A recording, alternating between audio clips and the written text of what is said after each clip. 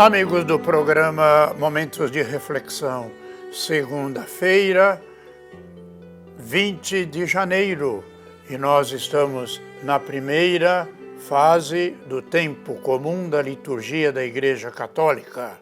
E hoje a Igreja celebra dois grandes santos, São Sebastião, mártir, que nasceu em Narbonne, na França, no ano 256, se tornou soldado do Império Romano. São Sebastião manifestou-se publicamente sua fé e se converteu ao cristianismo. Mesmo diante das duras e cruéis ameaças do imperador Diocleciano, não teve medo de recusá-lo e de suas injustiças e, por isso, sofreu o martírio no ano 288. São Sebastião é venerado em quase todos os países do mundo. É exemplo de fé corajosa e forte. É o padroeiro dos soldados. É protetor contra a fé, a peste e a guerra. E outro santo foi o Papa São Fabiano, mártir, que nasceu em Roma, na Itália, nos meados do século III. Foi um leigo cristão muito autêntico, que foi declarado Papa pela Assembleia dos Leigos na época. Era um cristão que, no ano 236, foi o sucessor do Papa Santo Antero. Foi ele martirizado pelo Império Romano no ano 250.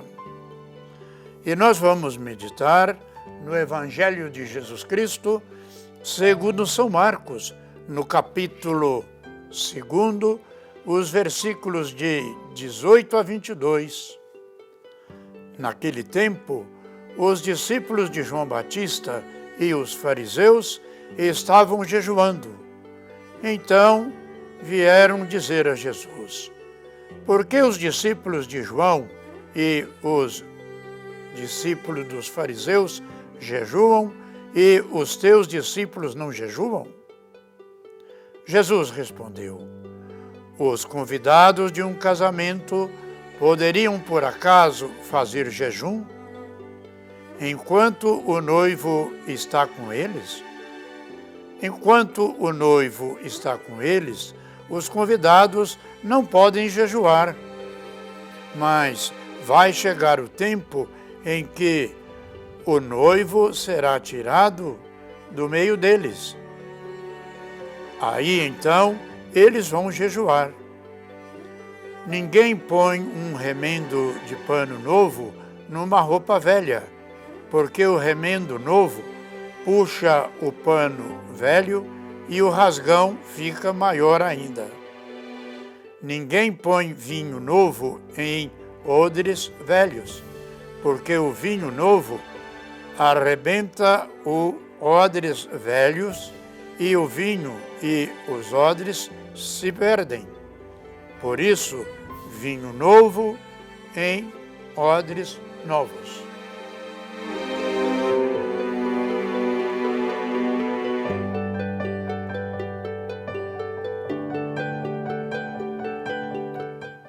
Pois bem, irmãos e irmãs, o Evangelho de hoje nos fala de vinhos novos em odres novos. Eis o desejo de Jesus, novas respostas para novos tempos. Precisamos atualizar a presença salvadora de Jesus e, por isso, cabe-nos as perguntas seguintes: como agimos diante das realidades de hoje? Como nos fazemos presença de Deus? Confiemos em Deus, mesmo em meio aos desafios que a vida nos oferece?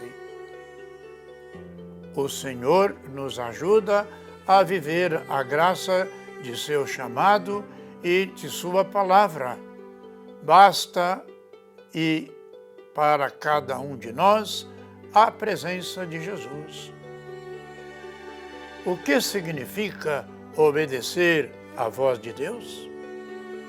Acima de tudo, bom senso e consciência são dois elementos a obedecer, porque Deus fala com cada pessoa à sua consciência e espera que hajam com o bom senso.